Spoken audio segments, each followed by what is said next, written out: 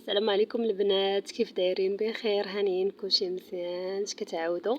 ايوا اليوم جيت ولكن جبت لكم معايا واحد العشيوه رائعه نتمناها اي واحد غير جالس قانط مهموم.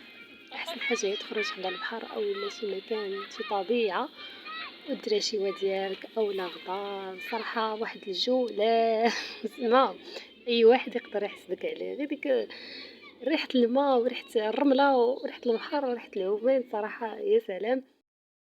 كيف ما كتشوفوا هنايا خرجت انا والعائلة ديالي ودينا معنا العشاء ديالنا شوية دجاج صوصيص، عمرنا واحد البريري ديال اتاي دايز الكلام. اتاي على المجمر كيجي واعر واعر بزاف، ما فيه لا ما فيهش نعناع او يعني غير اتاي سكر وجو واعر وفيه واحد المذاق ديال الجمر. ما نعاودش لكم البنات، كنتمنى يعجبكم الفيديو، تبعوا معايا الفيديو حتى الاخير وفرجه ممتعه واكيد غادي يعجبكم بزاف بزاف.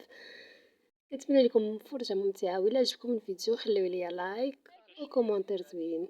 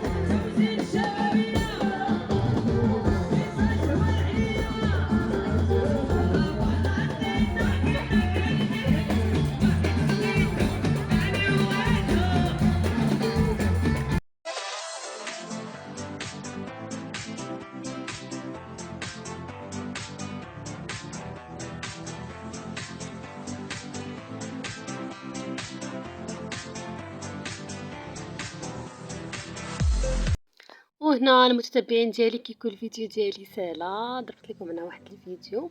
المهم البنات واحد الحاجه عافاكم، اي واحد كلا مشى كلا دوز وقيته زوينه ما فيها باس ينقي المكان في كان جالس. النظافه راه من الايمان، ما فيها باس الواحد يحط حدا واحد الساشيه يزبل حاشاكم يلوحوا فيها.